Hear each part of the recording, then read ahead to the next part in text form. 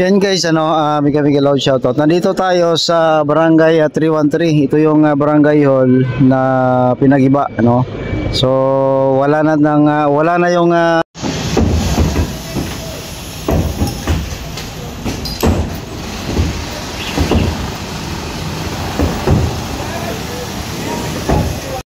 four-story na building. Yan na lang, puro debris ang makikita dito. At kitang-kita na ang paaralan, no? Dako nga dati ay 4-story building. Ang ating tinitingala ngayon, yan na siya. Pud-pud na. So tinatayang sabi, no, estimated is 19 million na building, no, ang nakatayo dati dito.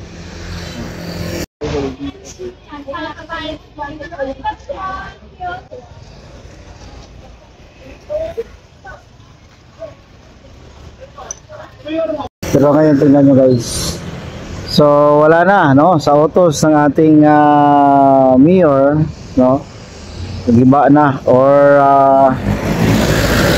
debris na lang ang natira sa building. So siguro, no, hintay na lang nahakutin yung debris na yan. So yan naman ay loader na lang ang kailangan or pwedeng mano-mano. At siguro kailangan lang siguro yung mga poste kasi may mga bakal yan. Siguro yan ay repair na lang, ano. So kung natanda natin, si Yorme at saka si Congressman Chua, ano, nagbangayan dahil dito, no, na pinagiba ang mga barangay hall. Yan.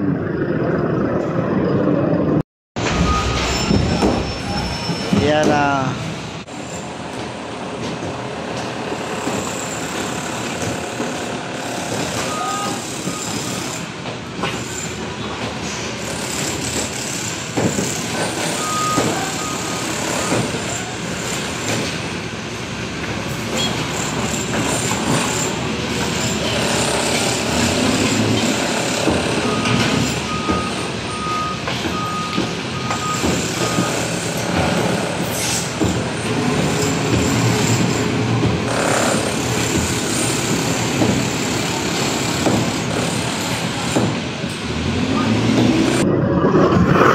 so yan, konting na lang yan, konting linis na lang, ng mga debris, malinis na at makuha na ulit itong sinasabi nilang sidewalk na kung saan madaanan ng mga kabataan.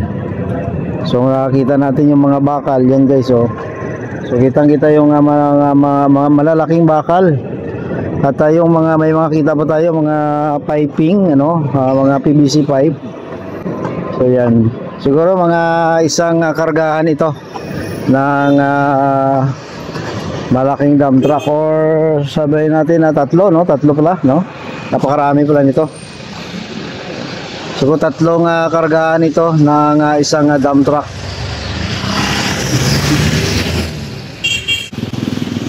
So diba, parang saglit lang, na nakatayo dyan ang 4-story na barangay hall.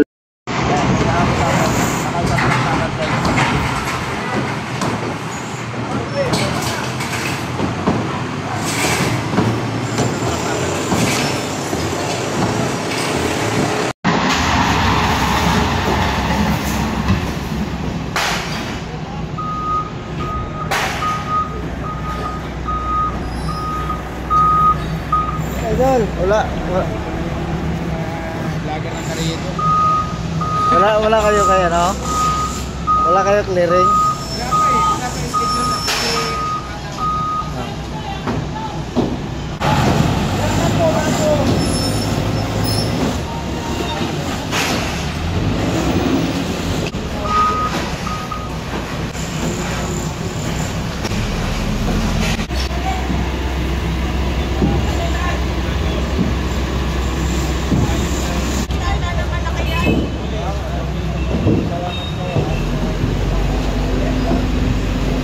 Ngayon ay puro na lang debris, no? So milyon-milyon na naman ang nasayang sa isang proyekto, no? Sana sa ibang project na lang nilagay, sana napakinabangan pa.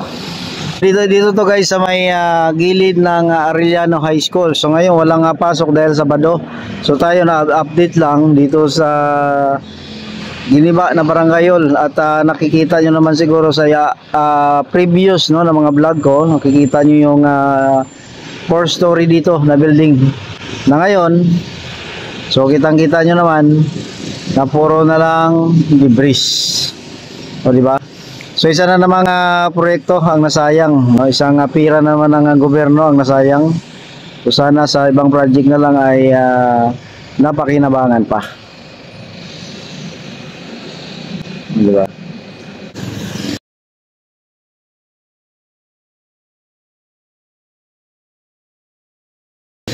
So yan guys, ano ang update, no, dito sa Barangay 313.